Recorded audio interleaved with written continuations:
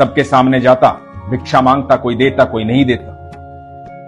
एक दिन उसी ट्रेन में एक सेठ बैठा हुआ था। भिक्षु को लगा कि ये तो बड़ा सेठ लग रहा है, सूट बूट पहने हुए, इससे भिक्षा मांगता हूं, कुछ ज्यादा मिलेगी।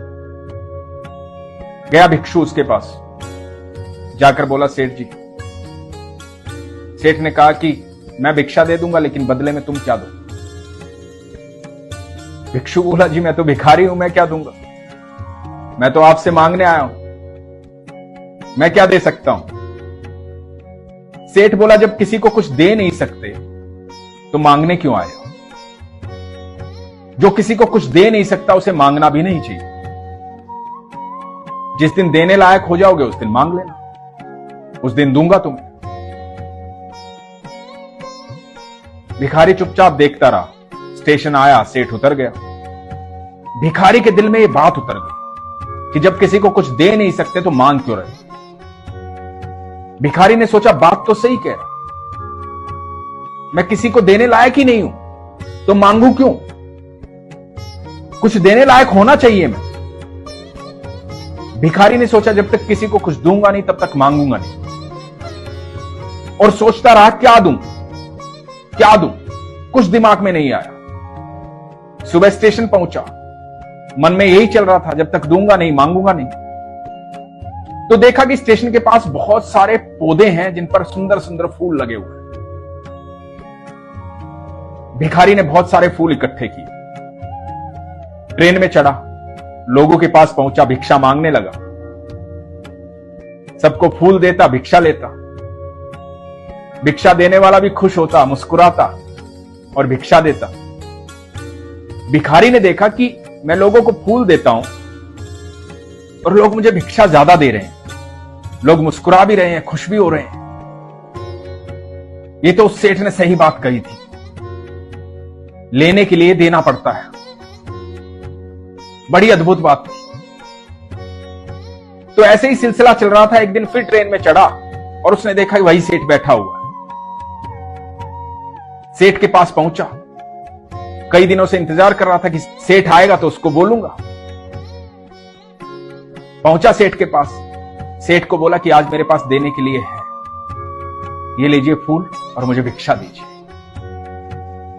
सेठ ने मुस्कुराते हुए उसे कुछ पैसे दे दिए और सेठ ने कहा कि वाह, बहुत अच्छा काम किया तुमने, अब तुम भिखारी नहीं रहे हो, व्यापारी बन गए हो। भिखारी फिर सेठ की तरफ देखता रह गया। सेठ का स्टेशन आया, चला गया।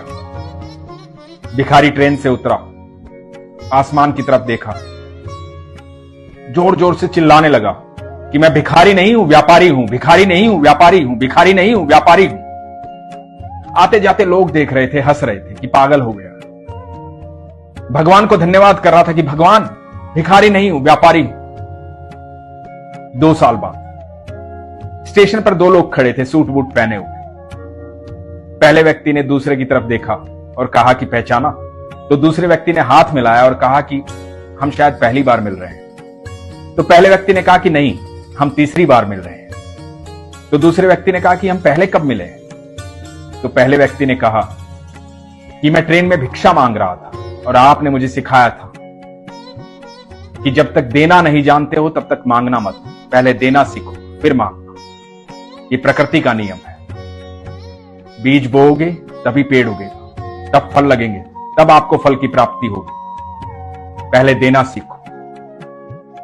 उसके बाद मैंने आपको फूल दिया, दूसरी बार मिला, आपने मुझे भिक्षा दी और आपने मुझे मेरा ज्ञान करवाया। आपने कहा कि मैं भिखारी नहीं, व्यापारी हूं। बस वो दिन था जहां मुझे ज्ञात हुआ कि ईश्वर ने मुझे इस धरती पर भेजा क्यों। उससे पहले मैं अपने आप को भिखारी ही समझता था, मुझे मेरा ज्ञान नहीं था। आपने मुझे वो ज्ञान दिया। मैंने पहले फूल तोड़ करके धीरे धीरे व्यापार शुरू किया, फिर अपनी क्यारी लगाई। आज मेरे बगीचे हैं, मैं फूलों का व्यापार करता हूं और ये शिक्षा आपने मुझे दी थी। दोस्तों, ये बड़ी अद्भुत बात है। भगवान आपको संदेशे भेजते हैं किसी न किसी के जरिए। आपको संदेशे समझ में आने चाहिए। जब भी आप मुसीबत में होते हैं तो यकीन मानना, मुसीबत की एक खासियत होती है, मुसीबत जब भी आती है तो हल साथ लेकर आती है। समस्या एक होगी, हल कई सारे होंगे।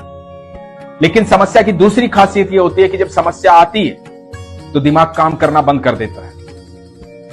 वहां पर जब आप ईश्वर के बंदे होते हैं, संतुलित होते हैं, सरल होते हैं, भगवान पर विश्वास रखते हैं, तो आपका दिमाग काम करना शुरू कर देता है और आपको सारे हल दिखाई देने शुरू हो जाते हैं। आपके अंदर हमेशा स्थिरता और सहजता होनी चाहिए। हर समस्या अपना हल लेकर आती है, इसलिए आज के बाद जब भी समस्या आए घबराना मत।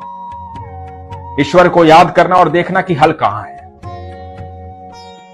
दूसरी बात जो उस व्यक्ति ने कहा था, हमेशा देने की नियत रखो। जब आपकी देने की नियत होगी तो आपको खुद ब खुद प्राप्त होना शुरू हो जाएगा। यह प्रकृति का नियम। आपके अंदर देने का भाव होना चाहिए, आप यकीन मानते। जब आपका देने का भाव होगा तो ईश्वर कभी भी आपको ऐसी स्थिति में नहीं आने देगा जहां आपको किसी के सामने हाथ फैलाने पड़े। और एक दूसरी बात जो उसने कही थी वो ये कि आप अपने आप को पहचानो। आप साधारण नहीं हो, ईश्वर की संतान हो। ईश्वर ने आपको किसी मकसद से यहां भेजा। हारो मत, घबराओ मत, पहचानो अपने आप को। यदि आपको लगता है कि आप ऐसी परिस्थिति में जहां आप दुखी हैं, परेशान हैं, या तो उसको हल करो या फिर अपनी परिस्थिति को बदल डालो, क्योंकि आपका मकसद इस धरती पर आकर के रोना नहीं है, बिलखना नहीं है, दूसरों की बातें सुनना नहीं है, एक सफल कार्य करना है। इस यात्रा का संपूर्ण फायदा उठाना है। इस पृथ्वी पर आए हो, इस पृथ्वी को देखो, निहारो, आनंद लो। ईश्वर से प्रार्थना करो कि आपको सक्षम बनाए, आपको वो सारी चीजें प्रदान करें जिससे आप इस सफर का आनंद ले पाए। वो कैसे होगा? जब आप अपना मन शांत करोगे, अपनी समस्याओं का खुद से हल करोगे, क्योंकि आपकी समस्याओं का हल सिर्फ आपके पास है और किसी के पास नहीं है। यह आपको सोचना पड़ेगा कि ईश्वर ने क्या संदेश दिया है मेरे जीवन के लिए। ये जो कहानियां, ये अनुभव मैं आपको सुनाता हूं, इन अनुभवों में बहुत सारे सवालों के जवाब होते हैं। उन जवाबों को तलाश करो, अपने विश्वास को मजबूत रखो, अपना ख्याल रखो। हरे कृष्ण।